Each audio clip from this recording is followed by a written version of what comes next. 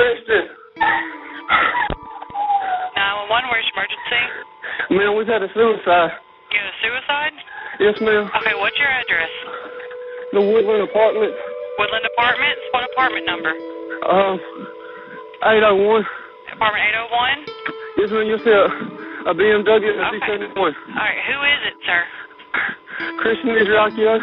Chris Andreacchio? Yeah. Okay, he's not breathing? No, ma'am. What was your first name? Dylan. Dylan? Yes, ma'am. Okay, Dylan, stay on the phone with me, okay? Okay.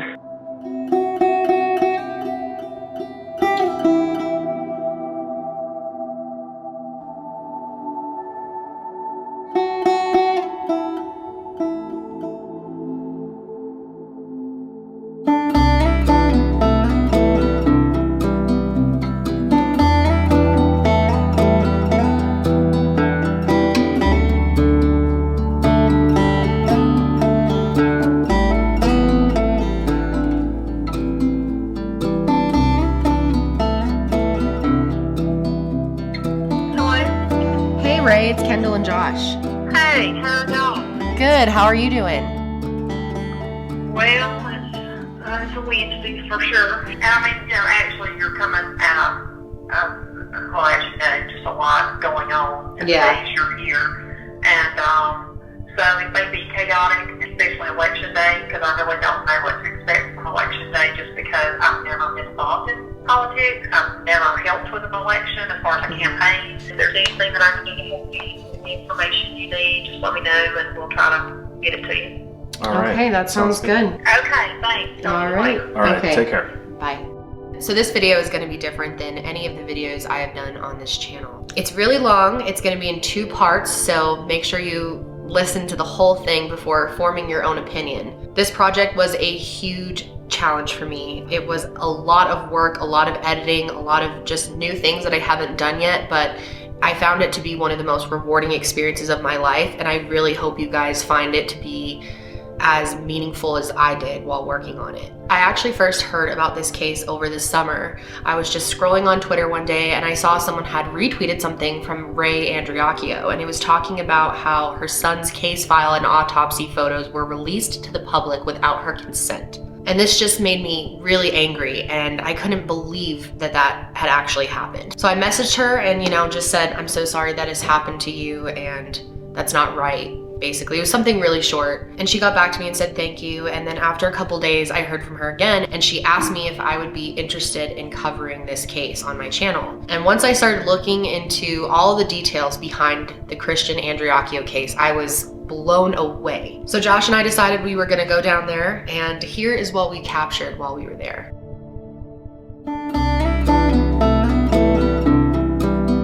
We would like to thank Raycon for sponsoring this video and making it possible for us to travel to Mississippi to work on this case. If you have not heard of them, they are really awesome and you must check them out. And these earbuds were founded by Ray J, who is a professional recording artist, so you know that the sound is gonna be awesome. I truly love Raycon because they are super comfortable. They stay in your ears well, especially when traveling. You can walk around the airport with them, sleep with them on a plane, and they'll stay in your ears. They're stylish, comfortable, they give you great sound, and the best part is they are affordable. The model that I'm using here are the E25s, and they have 6 hours of playtime, seamless Bluetooth pairing, more bass, a more compact design, and they come in new colors. And the best part is how portable they are. They charge right in their case, so you can take them with you on the go, and they're always charging, so you always have your music ready at your fingertips. Raycon start at about half the price of other premium wireless earbud brands.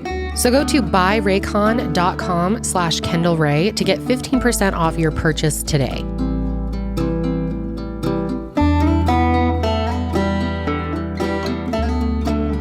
One moment, sir. Hi. How's it going? Can I get your ID and insurance, please? Who are you here to see? The Andreacchios? All right. Get ready for the barnwood smell. It's all barnwood down here. I love it. But now this is not necessarily exactly how it looked. This was some furniture he had at the apartment that we that we just put in here, and of course his dirt bike wasn't in here.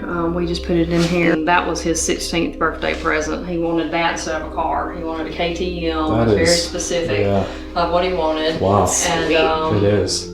so, and then that was his the flag on his boat that they sent to us. The captain or his co-workers sent to us, and I just had it framed, and the Merchant Marine flag, we had it put up on the wall up there.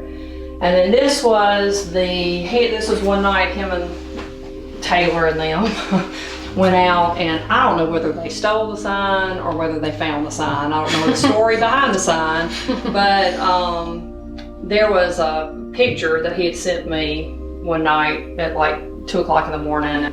He and some of the guys were holding up, the sign, and so we took it to the funeral home, and his friends signed it and everything.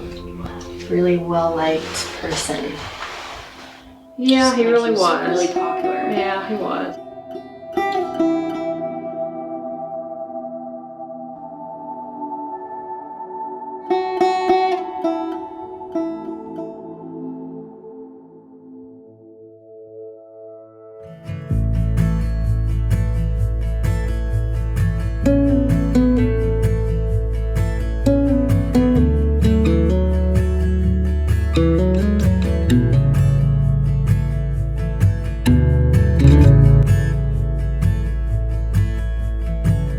Get up still at 5:30, and so I'd get up at 6, and he'd already be out on the jet ski. Really? Nobody else, of course, out there at that time of the morning. He'd be out all over the lake. Yeah. But yeah, he just liked the lake, the atmosphere, up here. And I told him, I said, I don't have any pictures of y'all, and I wanted all the kids. Wow, he has just really beautiful eyes. Well, that may be a little bit doctored, probably. But he said when I told him I wanted him to do pictures, he said, well, I don't have to wear makeup, do I? And I said, why would you think I would have you wear makeup for pictures? Have I ever asked you to wear makeup before? But then when I saw that picture, I told him, I said, well, it does look like you have makeup on in that picture. Skin looks really good. Yeah. That's a great one. Yeah. Yeah, this is my other favorite picture. Of course, I guess they're all favorite pictures of mine, but I just thought that was at Avrey's house. Her grandfather was talking about that he was a real cowboy, that people didn't know what real cowboys were anymore. And so Christian went and put this on and came out and was like, nah, I'm a real cowboy. And they took a picture of it. That's a great picture. Christian, show your teeth.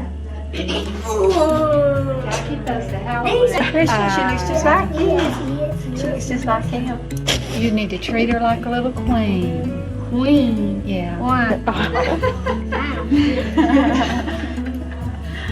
He was just a typical rambunctious boy. He and Josh to me were like yin and yang, because Josh is very reserved and kind of quiet and to himself, and Christian is, he was very outgoing and talkative and the life of the party, and so they kind of balanced each other out. And where Josh is very much more analytical, Christian was very impulsive and let's go do this and let's go, whatever. He and Josh were very close because we lived out in the country up until we moved here about 9 years ago, and so they didn't really have anybody else to play with, playing outside and in the creek and that kind of thing.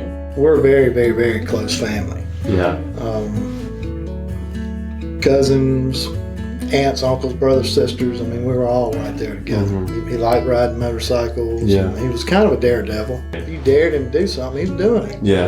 There's no telling what all went on at my house when I was at work. Alexa always kind of idolized Christian. She wanted to always be right up under him and wanted whatever he was doing, she wanted to do. And so when he was riding his dirt bike, Todd had built him a dirt ramp. She would see him doing that, and so she wanted to ride dirt bikes, but she was too little, we thought. So I found out later that we had had like one of the big dog kennels that had the metal whatever. So he would lock her in the dog kennel, tie a rope to the metal bars, tie it onto his dirt bike, and he would drag her. Dragging her around the field. Yep.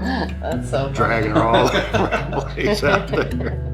I remember one time we sent him to his bed for a timeout. You remember that? And I don't even remember what he did, but he was real quiet back there.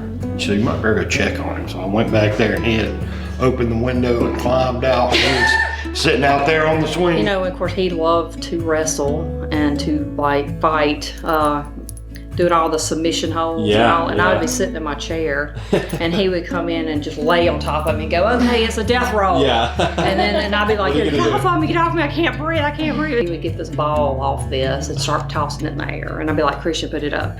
Christian, don't touch my bed, don't do this, you know. And he'd be like, why? I'm touching it. I was working at Lamar School. He was on our little rookie ball team. So I got to know him then. I was coaching junior high football too, and he played 1 year. I just remember him being a good old kid. You know, that's what I remember anyway. He was always just happy, and he had a smile that could light up the rooms.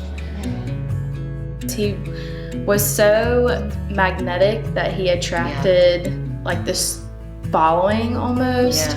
And so for me, it was just always getting to tell everybody like, oh, well, that's my cousin. And I think it's special that not just me, but other kids were able to recognize that magnetism that he had at such a young age. That was the same way that he was like when he was 21 versus when he was 10. Like he just had that group of people always around him that loved him and he protected them. There was someone that spoke at his funeral who spoke about, you know, that Christian was always the one that stood up for him in high school. So yeah, he definitely took that trait with him from elementary on. He had a older man that, I mean, I don't know, I think Todd may know him. And he asked Todd, Christian had been gone for several months, and he saw Todd somewhere, and he asked Todd, you know, where had Christian been? And, you know, Todd said, well, he passed away. And he said, well, you know, he used to stop by and just check on me like once a month and asked me, did I need anything? And this was like an old man that Christian, it wasn't like a family member, it wasn't anybody that we even really knew. It somehow Christian had met him somehow. And he said, you know, he'd hang out and talk to me for 30 minutes or so and ask me, did I need anything? And then I'd see him in another month or so. So, I mean, it's things like that we never even knew he did. You know, everybody loved him. Because, you know, he was just lovable. I would chew him out and let him have it. And even though I'd give him a hard time, he knew I loved him. I always try to make everybody laugh. Even at his own expense, you know what I'm saying? He was in the 11th grade that year.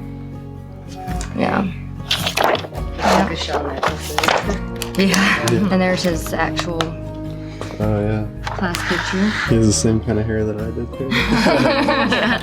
The little bowl hair flip. with the flipped up. And this is his girlfriend Avrey when he was here. That's Avrey. Sweet Avrey. She's probably a good student. She was a really good student. He did anything that I asked him to in class. It was never like disrespect, never anything like that, you know. Even though I knew that he didn't want to do it, and I might have to prompt him several times, hey, you know, you can't put your head down, you know, whatever. But he, and the main thing is he would be fine if I could get him to talk about dirt bikes. Or Avrey. My daughter brought him home to us. And they dated for about 5 years, all through high school. So pretty much he was just family. He was there. If we were up, he was there. He went everywhere with us, and he was just our family. Well, do you remember when you first met him? She'll tell you she was a nerd. And she never, you know, thought anybody like Christian would like her because he was kind of, you know, the cool bad guy. And she brought him home, but she brought him home under the pretext that he was going out with her friend. Because that's how it started. She was talking to Christian for a friend to fix them up. So I was hauling them off to the movies and everything, and somehow they were always sitting together. And then finally she's like, yeah, he's my boyfriend now. He was always laughing.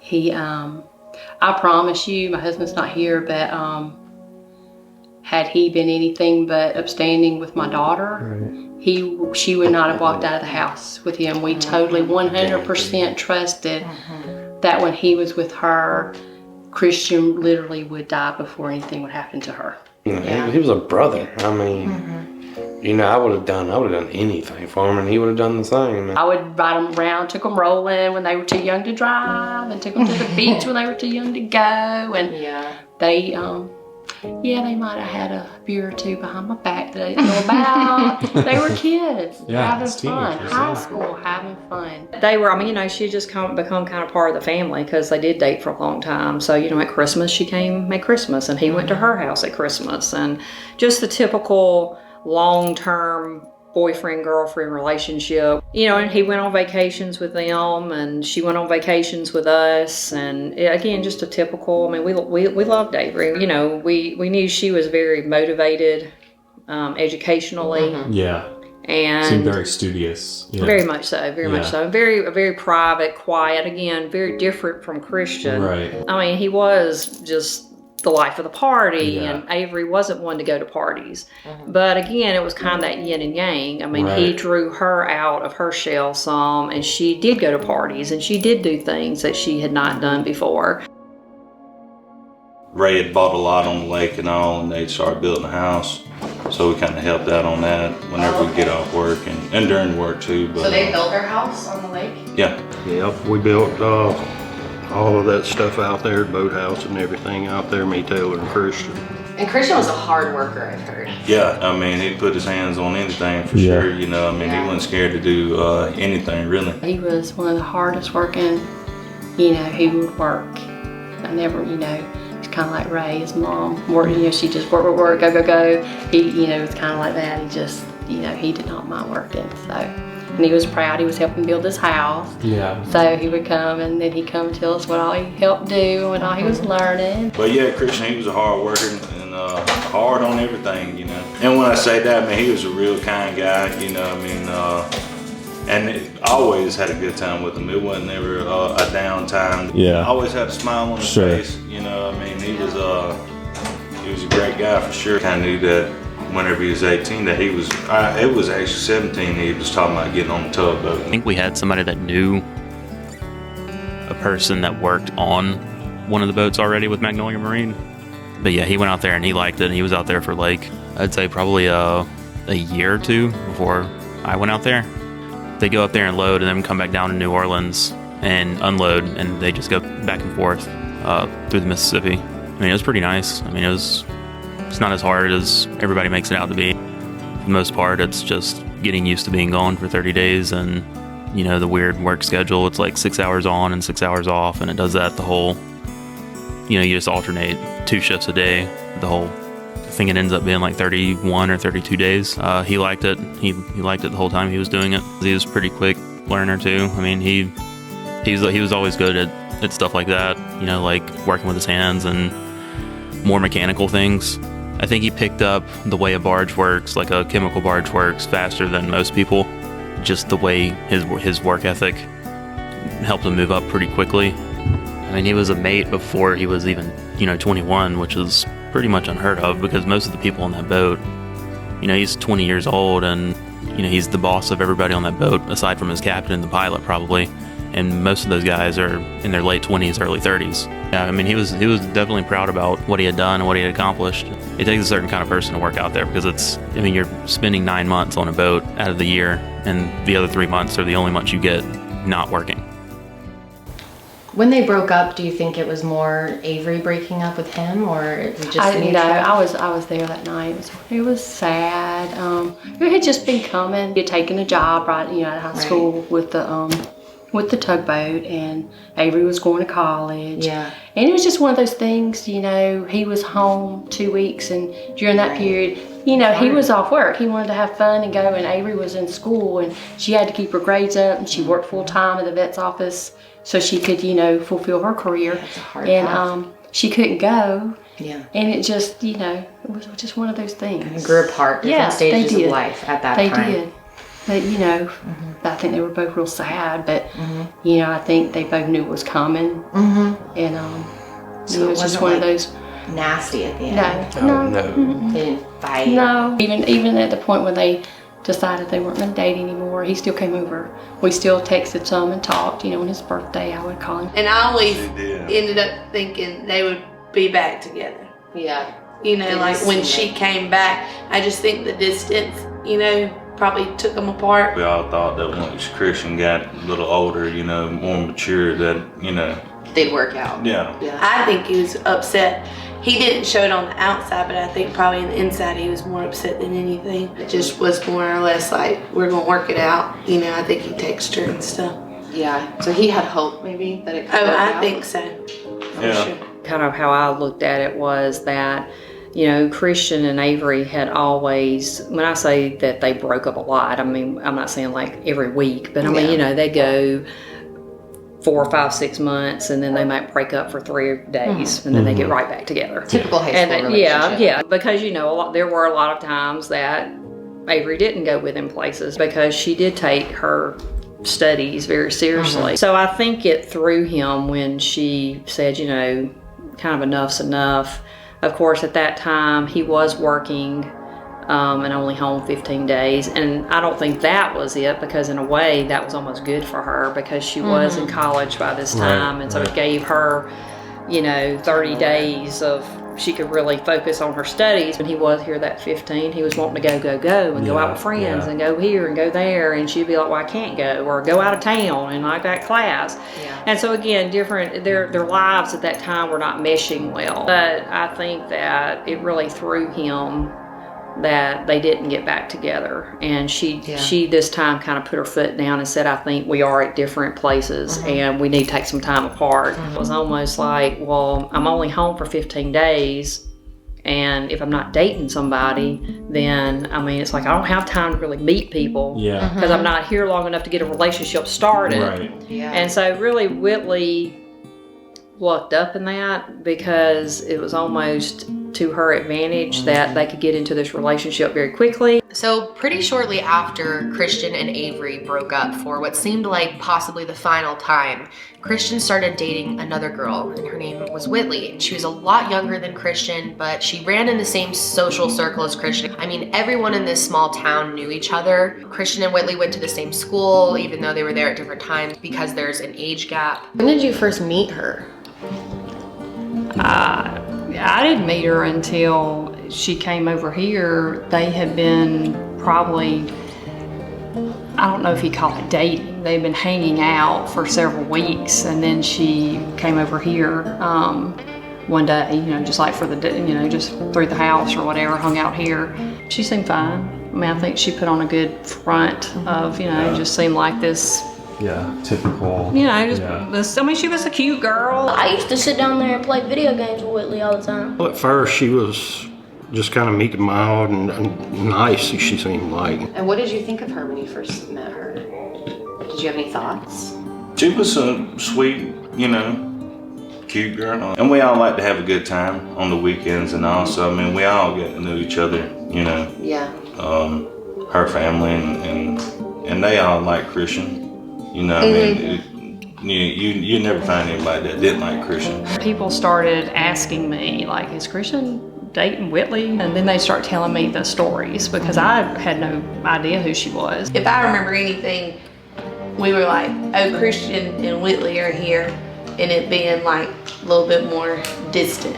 I guess I never seen them, not happy, but whenever towards the end of everything, you could see that something was kind of...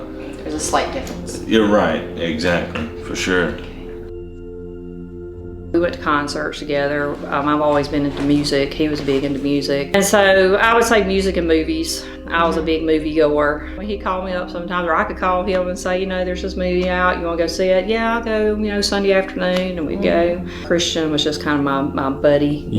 Christian was one of those that didn't mind being seen with his mom, at 15 and 16 and 17. He was fine with going to the movie with just me and him at 17 years old. Oh, that's awesome. He was, fine with going to concerts. Went and saw Lincoln Park in Nashville, and went and saw Eminem, and went and saw Kid Rock in Birmingham, and was planning on going to see Rihanna and Eminem Whitney passed away. You had tickets for that? We didn't have tickets. That was our last conversation, actually. I called him on my way to work and said, hey, Rihanna and Eminem just announced a concert, and you want me to get tickets?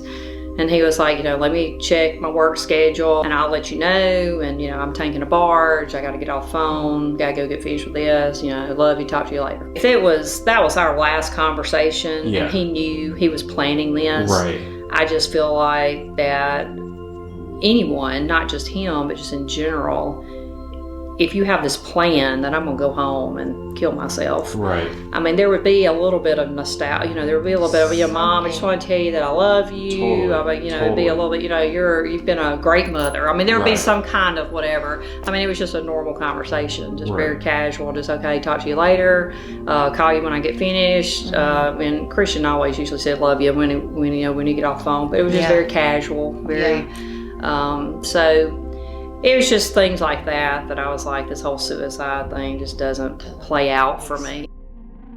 911, where's your emergency? Ma'am, we've had a suicide. You had a suicide? Yes, ma'am. Okay, what's your address? The Woodland Apartments. Woodland Apartments? What apartment number? 801. Apartment 801? Yes, ma'am, you'll see a BMW and a C71. All right, who is it, sir? Christian Andreacchio. Chris Andreacchio? Yeah. Okay, and you said he committed suicide? Yes, ma'am. He's laid across the bathroom tub, and he's got blood everywhere. Okay, and you said there's blood everywhere. He's across the bathroom. Yes, ma'am. Okay, he's not breathing. No, ma'am. Okay. What's your name? Dylan. Dylan? Yes, ma'am. Okay, Dylan, stay on the phone with me, okay? Okay, please get somebody up there. I got several officers on the way. Okay, just stay on the phone with me. I really need to call somebody in the family. Okay, hold on. You don't know there's no weapons or anything? I think he shot himself. Okay, you think he shot himself? Yes, ma'am. I left to go to the store, and he went to the bathroom. I thought he was taking a shower. Okay, did he say that he was going to do this, or? No, ma'am. Okay, who's that in the background? That's his girlfriend. His girlfriend's there too? Yes, ma'am. What's her name? Whitley. Okay, she's not, just try not to touch anything, okay? Whitley. Is she up with him? Come down here, they don't want you to touch anything. Come on. Just try to, Come here, Whitley. I have all these pictures of them, of the kids, and they were all over the place. And I had one of Avrey. Well, I think Avrey had given it to me. One of them sitting in here of him and her. And so I'm sitting in my chair, and she comes and just flops down this picture on my little thing there in the bed, and I'm like, what is that? And she said, that's what I think of that picture. And I said, what is it a picture of? Because it was holes in it. Yeah. And she said, that was a picture of Avrey and Christian, and that's what I think of it. And I was like, I was so shocked, really. Yeah. And so then I told Christian about it, and I was like, Christian, there's something wrong with someone who comes into my room, takes a picture, does that, and then has the nerve to come and even acknowledge. Back into your room and show it to you. Yeah. And of course, he tried to blow it off. Oh, she didn't mean anything by it. I'm like, no, that's just, something's wrong with somebody that does that. That was like red flags for me everywhere because of my psych background just comes into play, and I'm like, this is just something's really wrong with somebody that does that. Whitley was always into something. She was always into trouble, had an anklet on because they were making her come to school, so she had to wear that. And one time it went off in state testing, and they had to get her mother to come and charge the battery up. But one huge incident that happened when Whitley was staying there was when she actually gave their youngest daughter, Alexa, Xanax. She just gave it to her, and she had never had it before, and then left her in the basement, and her parents found her all zonked out. And obviously that was a huge concern to them, and they decided at that point it was time for Whitley to leave the house. Ran her off after that, told Christian get her out of here. Get out. Yeah. No way. No, wasn't happening anymore. Because she gave her something she'd never had and just left her back there. Yeah. So who knows what could have happened. And when they kicked Whitley out, Christian was really upset. He was very angry at his parents. There was a ton of tension in the relationship. They were really at a terrible spot at this time. And right around this time, Christian's older brother Josh was going through a divorce and had an empty room in his apartment that he needed a roommate to fill. So he asked Christian if he wanted to move in, and so he and Whitley tagged along with him, ended up going to the apartment. She was really young, and she was, just seemed to me like, any other high school girl that wanted to go out and party. I had lived in the apartment for, I guess, a year and a half, 2 years. I had gotten a divorce, and I kept the apartment, and I asked him if, he wanted to move in because I needed a roommate. And he said, yeah, sure. I didn't keep up much with, the situation with him and Whitley and their relationship then. Like, I didn't really, understand. I knew he was with Whitley, but I didn't really know anything about her. She wasn't supposed to move in. From what I remember, he was going to move in, and obviously, he was gone for so long. She was just going to come over, I guess, basically when he was home. And then she would go back to her grandmother's or wherever she stayed when he left. But it turned into, her basically just moving in. And then I kind of, I guess, kept an eye on her when he was gone, just to let him know, basically letting him know that she wasn't messing up or if she was on drugs or, basically just babysitting her. I didn't really talk to her much. Obviously, I talked to her more when they moved in. It still wasn't very much. I remember when I was that age, and I would have thought it was great to have my own place and stuff like that. I just figured, and I even told him this. Any girl her age would love to have a place that they can call their own, where they don't have anybody to tell them what to do. They don't have really any responsibilities, and they can do whatever they want. He was working, and I guess she was getting money out of his account from Western Union. He'd asked me to go and buy a drug test and basically give it to her and tell her to take the drug test. I got off work and I went to Walgreens or something and bought a drug test and came back, and I think it was probably 7 or 8 o'clock. She came in, I handed her the drug test and told her to take it. And he had told me, if she fails the drug test, kick her out. She refused to take the drug test. So she just, she didn't take the drug test at all. She just said, I'm going to fail it for, whatever. I think she said pot or something like that. Called Christian, told him, and he said, well, tell her to take the drug test anyways, because if she says she's going to fail anyways, then just take it and prove that that's all you're going to fail for. So she ended up finally, after probably an hour of, trying to get her to take the drug test, finally took it and failed for,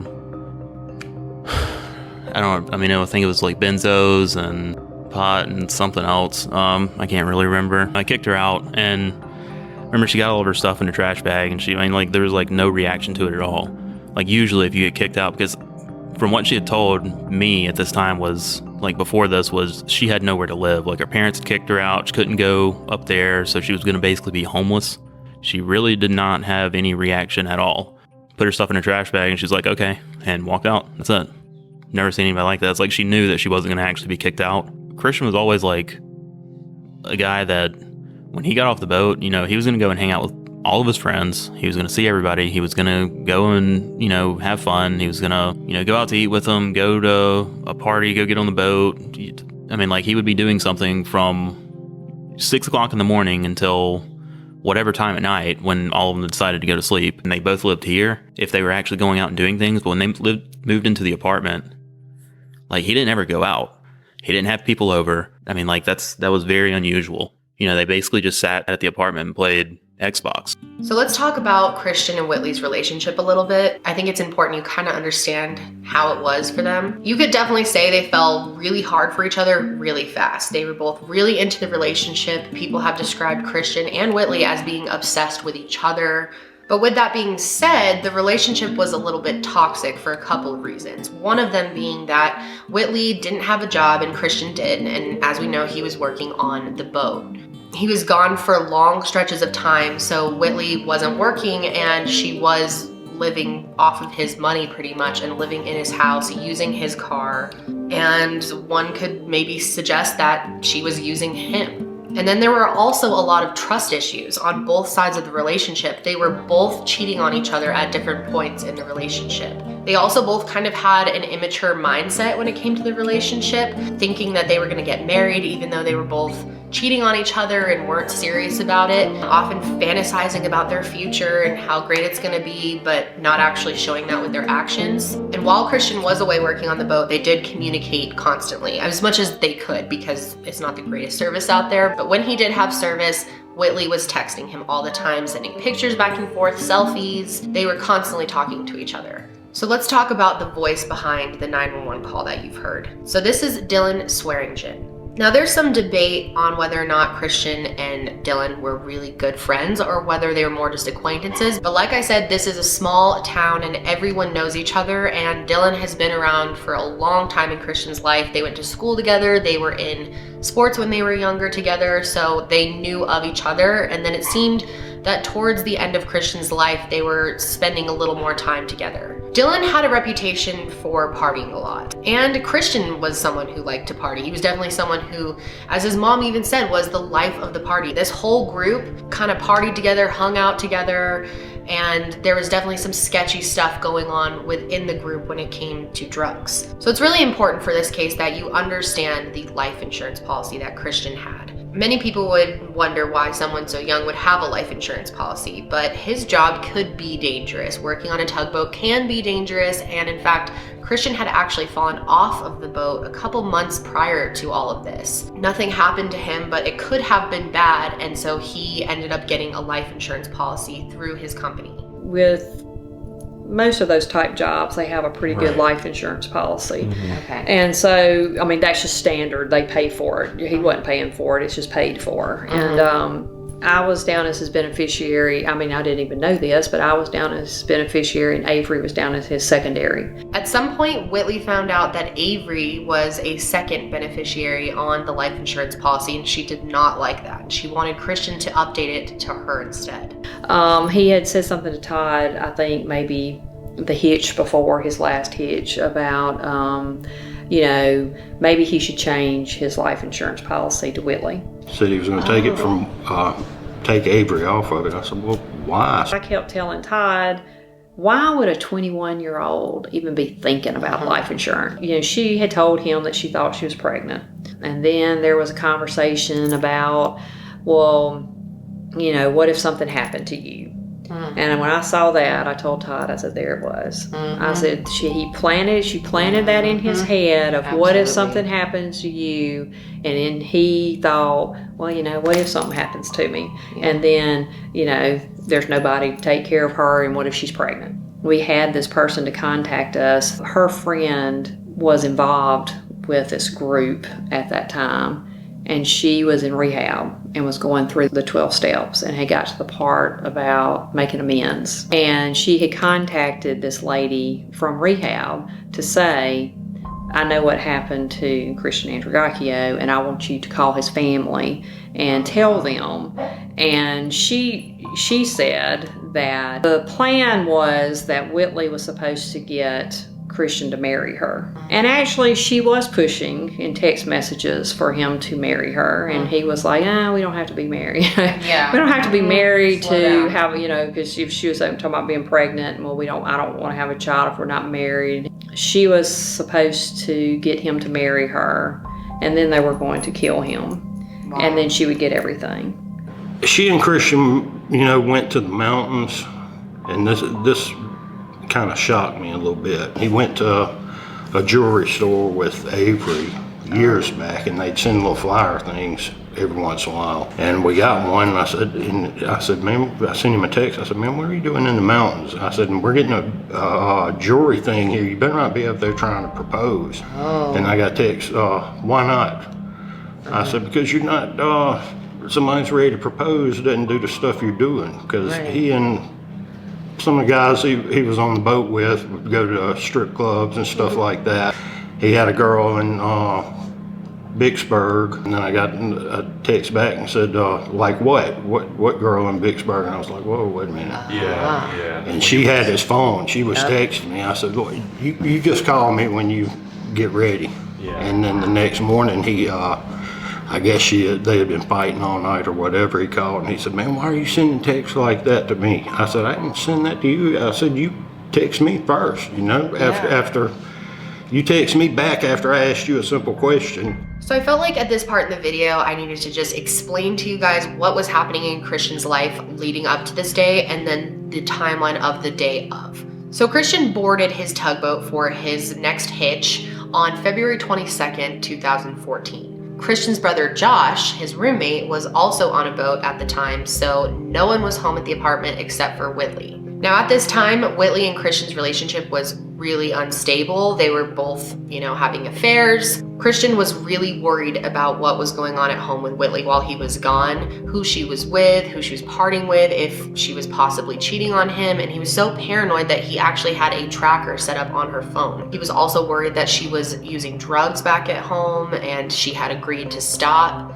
So in the days leading up to the day Christian passed away, he was texting with his brother Josh about how unstable the relationship was. And according to Josh, Christian had every intention to kick her out of the apartment and actually break up with her and move out of Meridian. That day, Dylan called Christian several times and told him that Whitley was actually riding around in his BMW with another guy.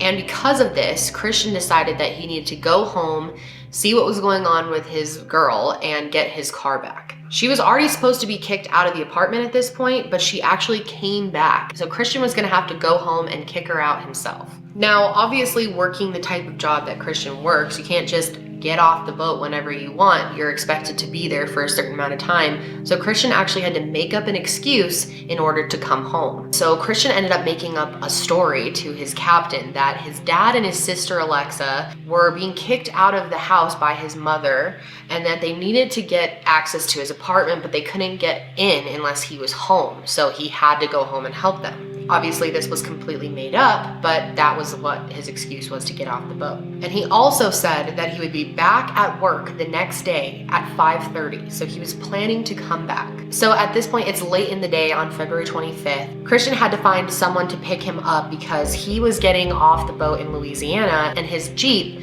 was still in Vicksburg, Mississippi. So he had no vehicle when he got off the boat. So he actually called one of the guys that he worked with on the boat who wasn't working at the time, named Justin, and he asked if he could pick him up, but he didn't answer right away. So he kept calling and eventually Justin did pick up and he agreed to come pick him up. But before Justin even left his house, Christian called him back and said, never mind, I have a ride. And he was actually now planning to be picked up by Dylan. So Dylan ended up picking Christian up at around 8 a.m. in St. Rose, Louisiana. Then the two of them made the 3 or so hour drive back to Meridian. And they arrived back at Christian's apartment around 11:30 a.m. And so this is the next day, so February 26, 2014. So at this point, once they got back to the apartment, we truly don't know what happened. All we can go off of are statements from Dylan and Whitley. So here are their statements.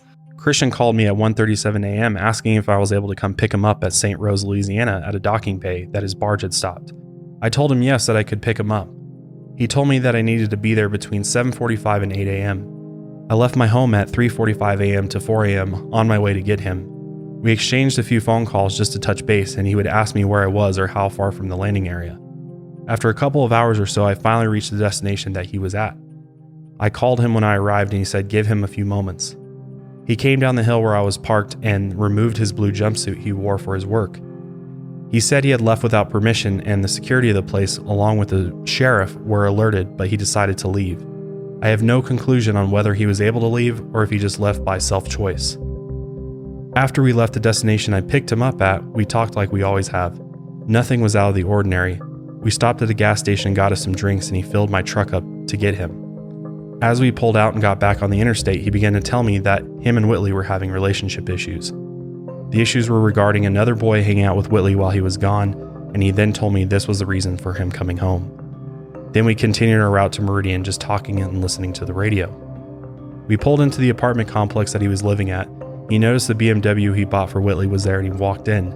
He began asking her where she had been because they have a tracker on each other's phones. She spent the night at the boy's house that Christian earlier mentioned. His name is Matt Miller. After asking her multiple questions regarding what she had done, she mentioned the usage of Xanax. She was not sure of some of the activities they had participated. He blamed Xanax for her not knowing. I stayed upstairs a majority of the time due to I didn't want to interfere with their argument. I stuck my head over the stairs one moment and heard him saying over and over, "Do you love me?" After a few times of asking, he pulled his gun out and cocked it and stuck it to his head and asked again, "Do you love me?" She said yes and tried to grab the gun away from him. After a while, things calmed down and we watched a movie. I asked him if he wanted me to go get some food and give them a moment alone. He gave me his debit card and said, get some Chick-fil-A and to take all of his money out of his account. I asked him was he sure and he replied yes. He also broke her phone in an earlier argument. I told him I would take the phone and see if they could fix it. I got the food and he provided me with the banking information, but they said he was the account holder and would have to withdraw the money. I came back and everything was fine. We watched another movie.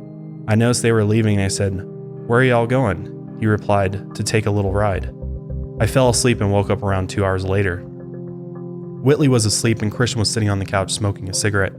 He acted normal and I said, "I'm about to go to Best Buy and look at speakers. Do you need anything while I'm out?" He replied no. At an earlier time after I saw him point the gun to his head, I took the gun from him and placed it behind the curtains because he was acting very aggressive. As I left, I told him I hid it due to his actions and I gave it back and told him, "Unload it and please don't touch it." As I left, I made it to Best Buy and talked to the car audio technician. As I walked in, I noticed he wasn't on the couch and I walked around the apartment calling him and got no answer. I walked up the stairs and noticed the bathroom light was on, so I figured he was taking a shower. I knocked and said, "Are you all right?" Still no answer, so I walked downstairs and walked into a room that Whitley was sleeping in. I told her he didn't answer me and that we need to check on him. She went back to sleep and I walked back up the stairs and knocked once more. I asked aloud again, "Christian, are you okay?" He didn't reply, so I opened the door and I saw Christian laying face down across a tub with blood in it. I yelled, "Whitley, Christian is dead. We have to call 911. And she screamed and ran upstairs and began holding him. I then called 911 and directed them to the apartment, and police arrived and then took control of the scene and asked us to sit in the living room. Saturday the 22nd, also the day Christian left for work at 5 a.m. That night, I went to a Mardi Gras party with my family.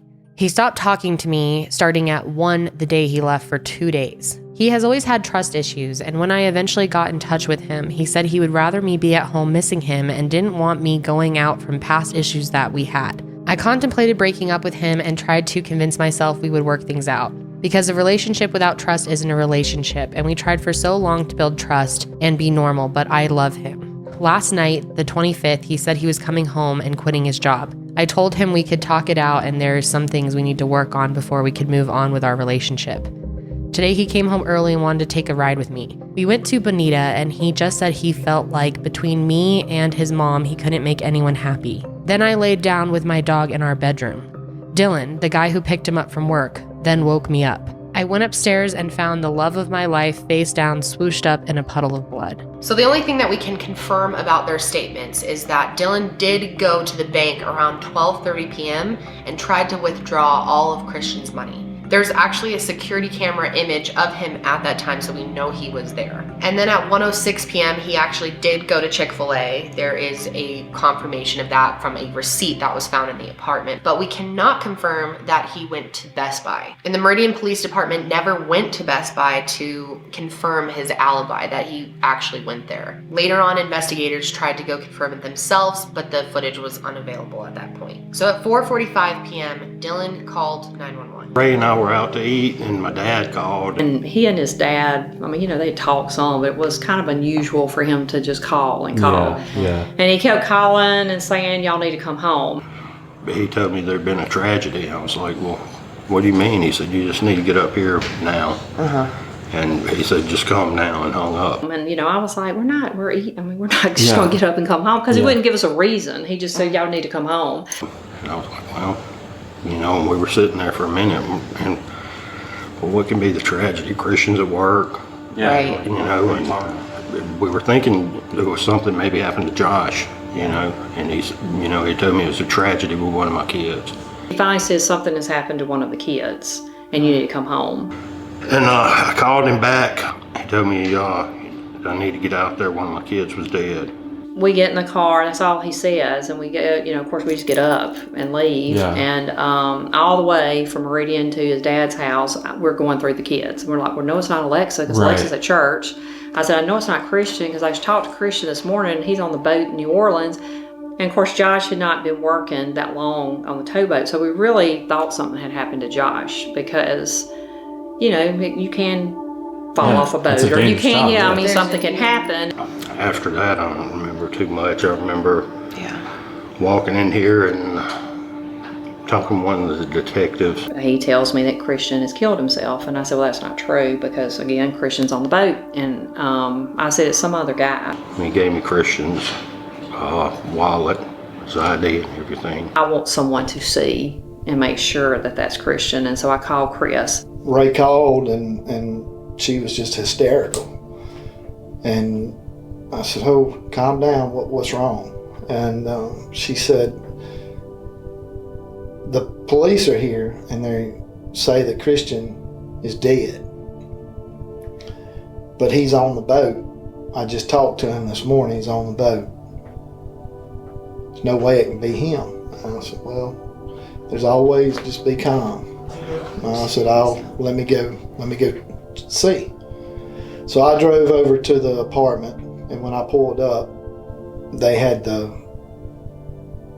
apartment taped off. Yeah. Just the door right there. Okay.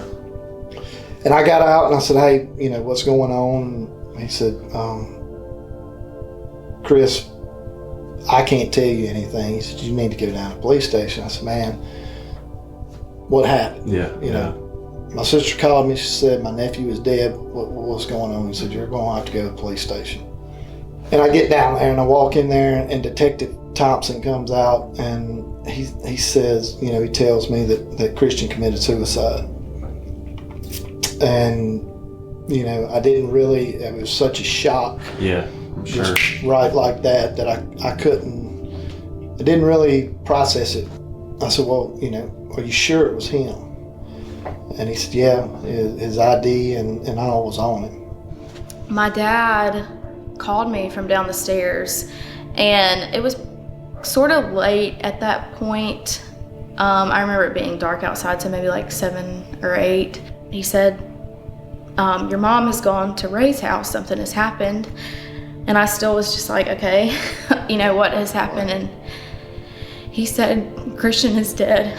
And it was like all the breath was knocked out of me, and I remember just falling to the floor, and he picked me up, and I couldn't breathe, and he carried me to our living room and got me some water, and I just remember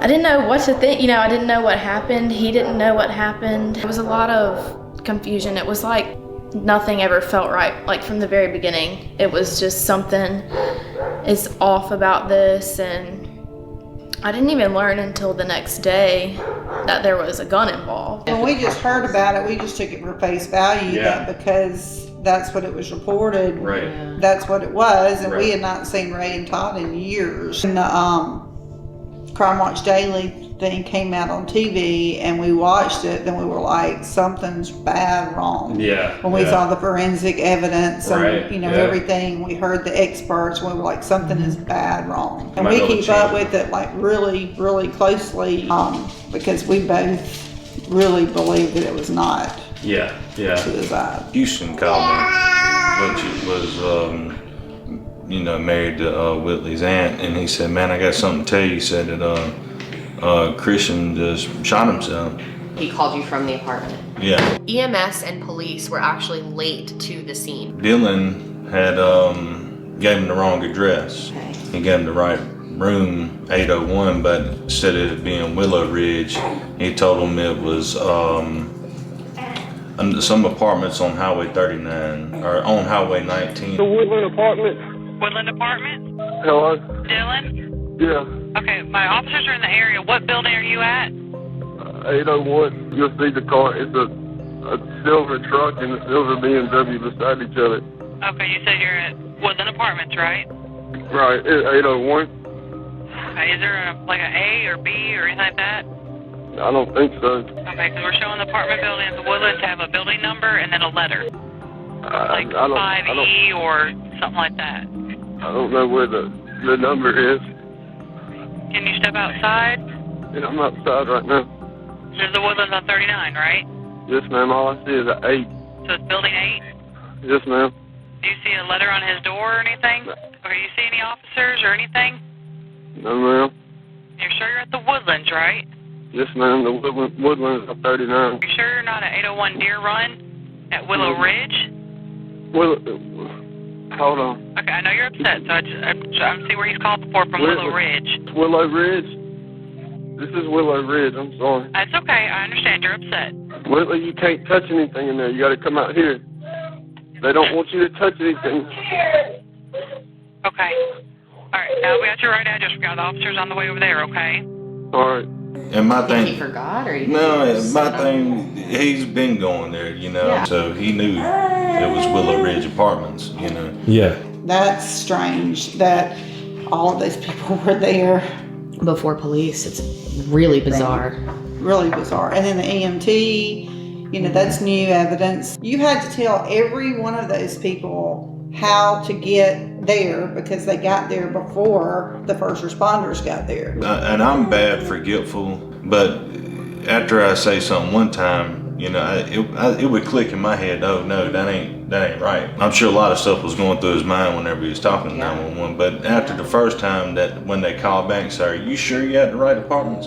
It ought to click in somebody's head like, "No, it's Willow Ridge Apartments." So you heard about it before the police were even there. Yeah. Essentially.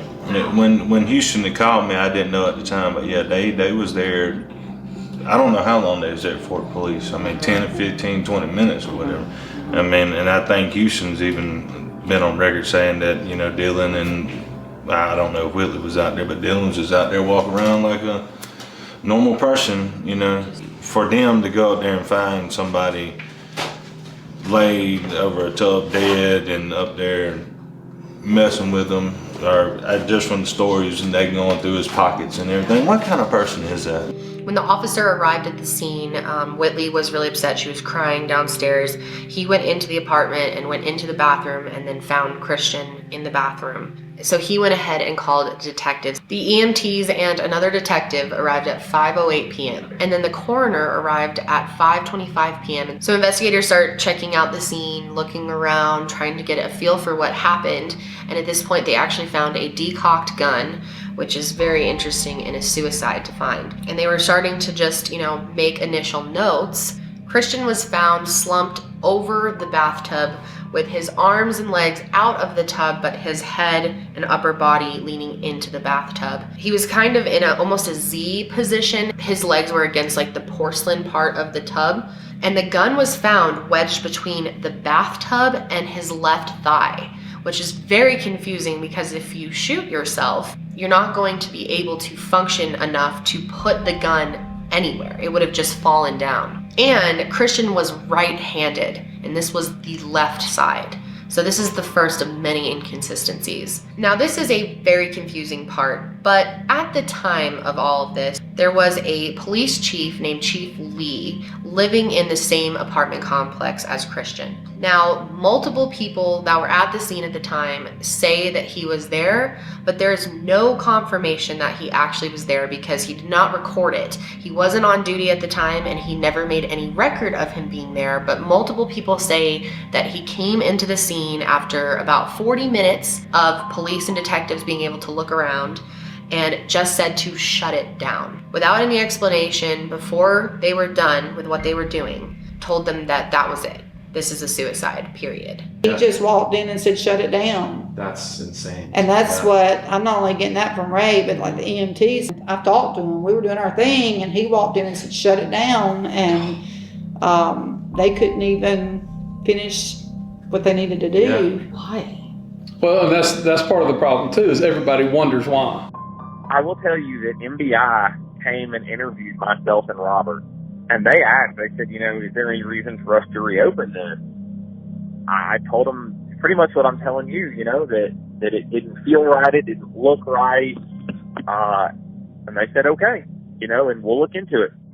So to wrap up their investigation, police decided to do a gunshot residue test on Whitley and Dylan, and Christian as well. Police also gathered some evidence from the scene. They got a projectile, as they call it, or a bullet, in a shell casing from inside of the bathtub. At this point, Dylan and Whitley were taken to the police station for some questioning. I called Rae and told Rae, you know, I'm sorry, it's him. I said, well, you need to get his phone and you need to get the keys from Whitley, because Whitley is going to try and take his car. I said, okay. So we go back down to the police station, and I walk in there and I said, look, you know, need to know where his cell phone is and the keys to the BMW. And I said, where are the two people that were, or where were the people that were in the apartment? At that time, I didn't know it was two. Yeah. Detective Thompson said, well, they're in the back, you know, we're interviewing them or questioning them or whatever. And I said, okay. And he said, we don't have, you know, I don't know where they're at. And he said, but you can go back to the apartment and see. And I said, I'm not going back in there. Yeah. You know, it's a crime scene, isn't it? He said, well, no, you know, we're done with it. I said, dude, I'm not going in there.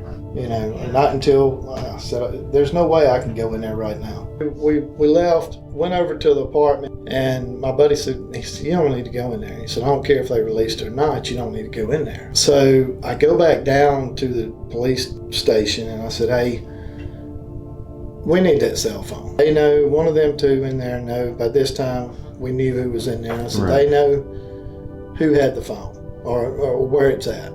He asked her, says, well, do you know where Christian's cell phone is? And she said, no.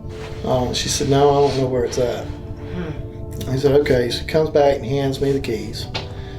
And he said, Chris, she doesn't know where the cell phone's at. I said, dude, these kids nowadays, they don't go anywhere without that cell phone. Right. That's like the and one I said, thing I'm not leaving until we find the cell phone. Either she verifies it's in the house, in the apartment, it's in the car somewhere. I'm not leaving.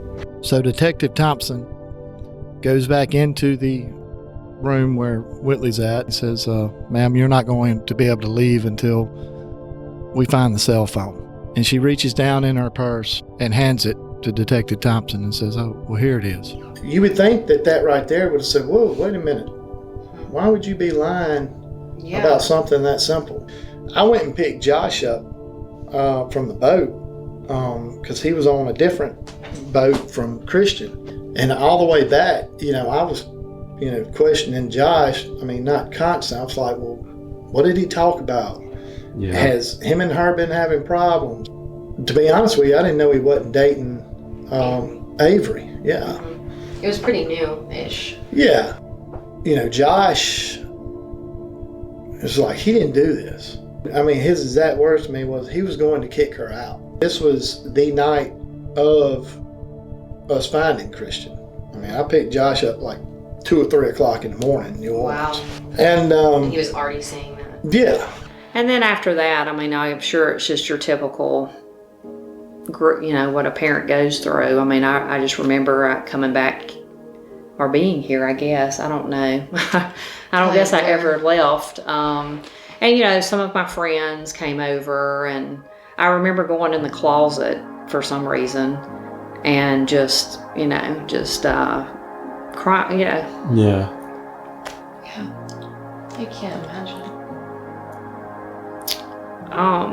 But I really don't have good memory of like the days, probably that next week. I remember going and, you know, I was on this mission that, you know, everything had to be perfect for his funeral, you know, and it had to be the right music, and it had to be,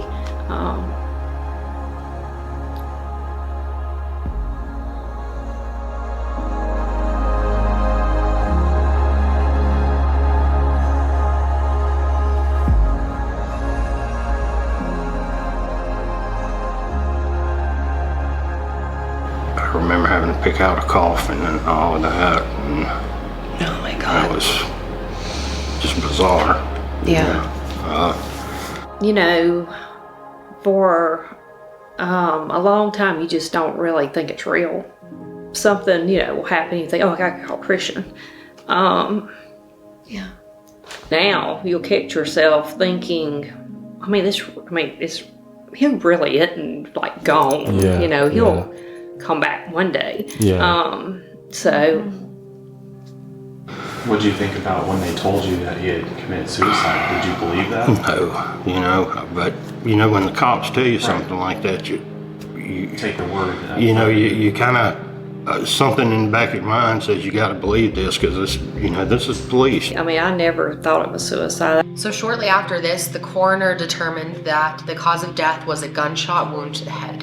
And they determined that his time of death was 3:45. But the cause of death was ruled as undetermined. They could not figure out if it was a suicide or a homicide. But then the following day, the medical examiner actually did his autopsy on Christian and determined his death as a suicide. So obviously the police ruled this a suicide extremely quickly, and they didn't do any type of real investigation. There were so many inconsistencies and missed evidence at the actual crime scene. It's just insane. Police asked Whitley if Christian had ever talked about hurting himself, and she said, "I don't think so." Then they asked her, "Did you shoot Christian?" And she said no. And then they asked Whitley who found Christian, and she said Dylan. And then she admitted to being on Xanax at the time and sleeping through the gunshots, not hearing anything. How were you asleep when a 45 was shot in a 700 square foot apartment and you didn't hear it? They didn't question her about it.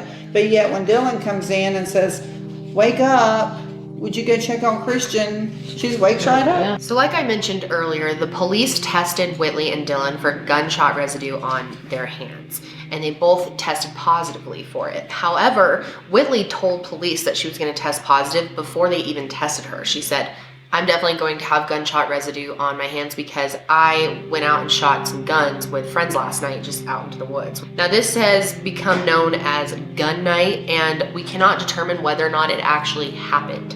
There were 3 other people with Whitley that night. Their names are Jet, Matt, and Zach. Now, if you remember, Dylan had mentioned to Christian when he called him when he was still on the boat and said that Whitley was driving around with a guy in her BMW. Now, this was Matt, who she was at gun night with the night before. So police also interviewed the other people there that night, and Matt actually said that Whitley did not shoot a gun that night. However, Jet said that she did. So we've never been able to determine what actually happened that night.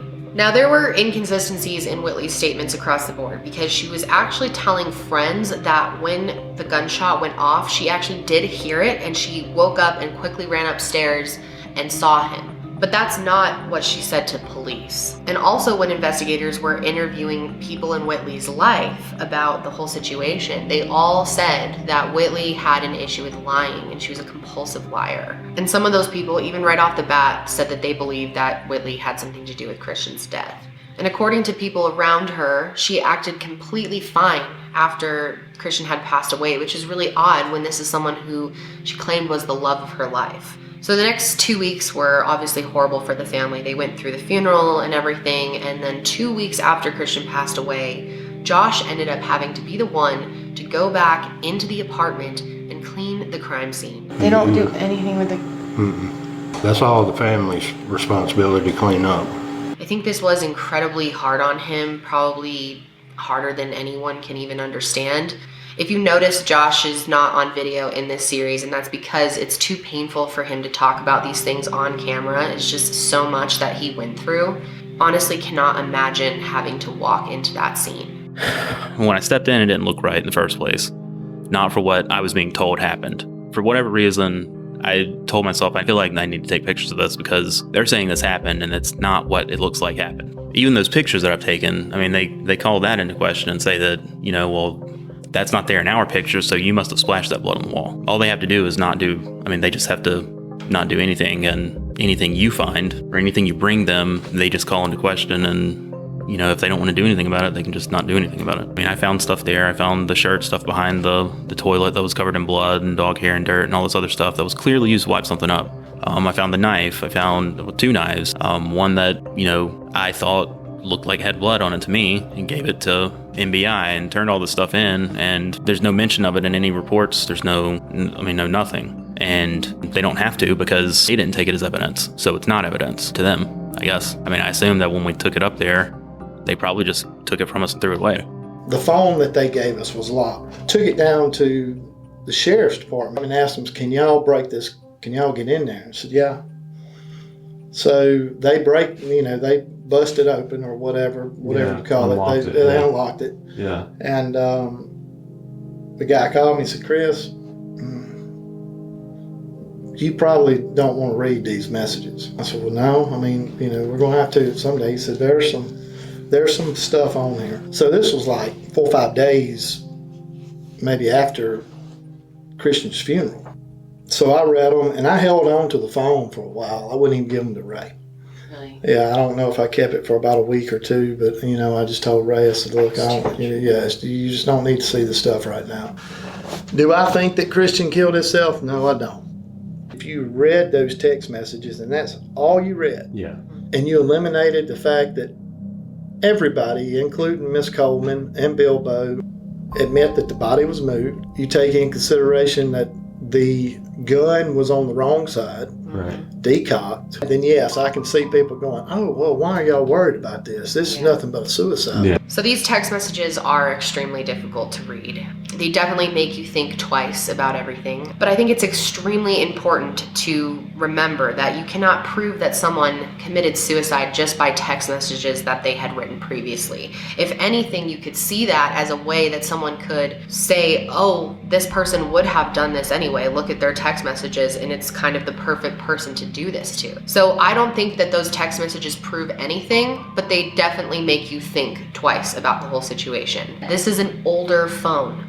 And back in the earlier versions of the iPhone, you could go in and jailbreak it and change messages and stuff. At this point in time, I didn't know that you could go in and that you could change dates and all on the phones and change the messages and stuff like that. Now what's really interesting about that is Dylan actually knew how to jailbreak phones. He kind of was this tech whiz, and he would do it for people, including Josh and Christian. He kind of was the guy everybody went to buy an iPhone or get an iPhone fixed or jailbreak an iPhone or anything relating to iPhones. The Andreacchio started requesting the case file pretty much right away. I mean, they thought something was off. They did not think this was a suicide from the beginning, and they wanted the case file to look through, but they were never given it. No matter what they did, they were always denied. Then one day, the case file actually was just released online in a downloadable file that anyone could access online. I have been telling Chris and Todd they're going to release that case file. Chris, no, they're not. That'd be the worst thing. They're going to. I'm like, I'm telling you, Chris, they're going to release this case file. And did you expect the pictures to? No, I mean, again, that never, ever entered my mind. I mean, to me, it was just the worst thing you can do to a parent. That was like the most hurtful, intentionally hurtful thing that anybody could ever do. That was probably the worst situation I've ever been in, barring being called and told about Christian, or when they came and told us about Christian, because again, it was just almost like, just going through it all over again. I feel like a lot of us have changed. A lot of us, I mean, we're all very hardened, I guess. Very skeptical. It's hard to trust people. Yeah, it's hard to trust people, especially the people that are supposed to protect you. It's almost like they get the most distrust from us, because that's for the most part that's what we've been shown, is that the people that we're supposed to trust the most are the ones that we trust the least. Shouldn't be that way. Yeah, but that's how I explain it, is hardened. We've all sort of become hardened in a way. We're not the first family that's ever lost a child. And unfortunately, we're not going to be the last one. But the biggest difference between this one and 99% of the other ones out there is that if you lose a child in a car wreck, you can either blame the drunk driver or if they were drinking, but they died in a car wreck. Okay? Doesn't mean that the pain's any more, any less, or any greater. Yeah. But in this situation, we don't know. We don't know anything of what went on in that apartment from the time he got there until the time the police were called. We don't know. They admit the body was moved and it was staged. What more do you need to open an investigation back up? So- Just for an investigation. Well, and it wasn't That's 6 crazy. months. 6 months after that, the chief, was relieved of duties for, conduct unbecoming of an officer. Yeah. Is there anything that you think Avrey would want to have said on her behalf? Just, she remembers. She'll never forget. Yeah. It's always with her. She's worked really hard, to put things in its place. And, Avrey will have her chapter 2. It's going to happen. But like Rae, she doesn't have a chapter 2. You can't say that right now, Jesus.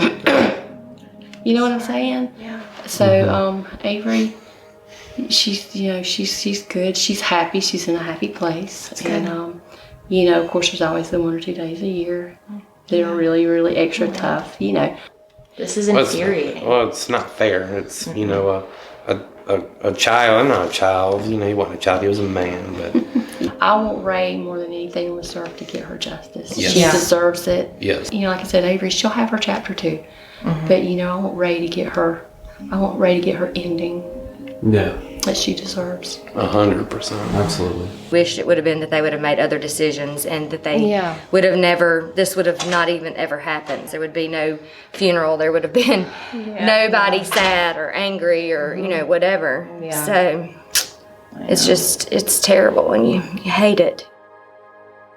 When a parent loses a child, their world stops. It is the closest thing to experiencing your own death while still living and breathing.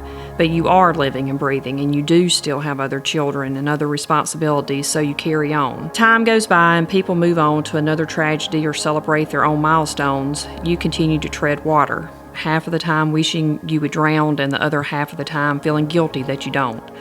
And time keeps going by. Time that can heal most wounds, but not all. They say when you have a child die that you join the club that no one wants to be a member of.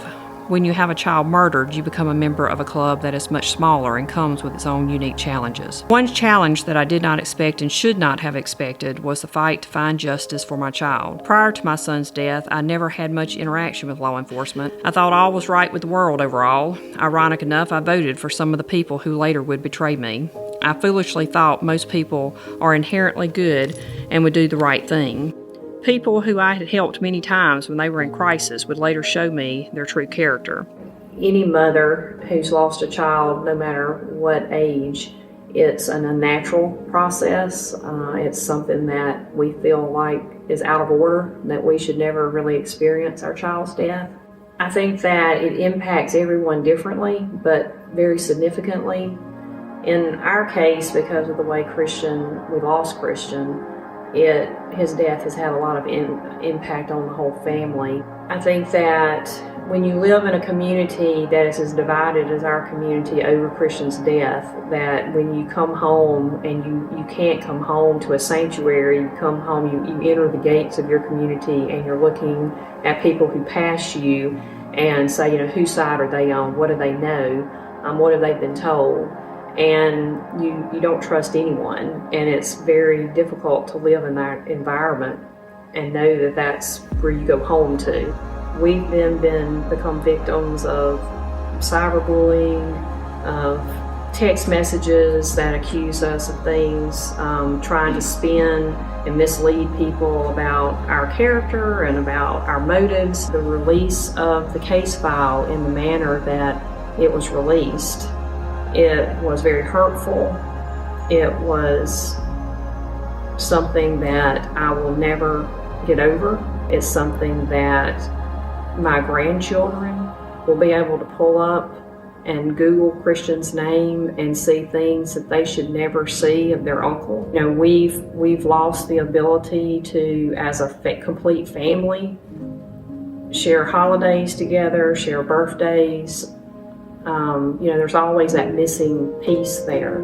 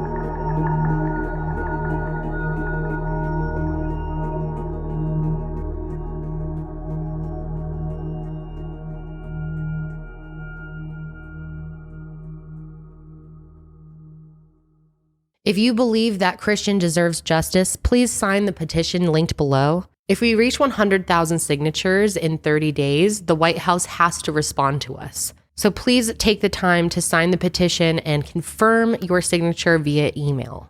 Thank you.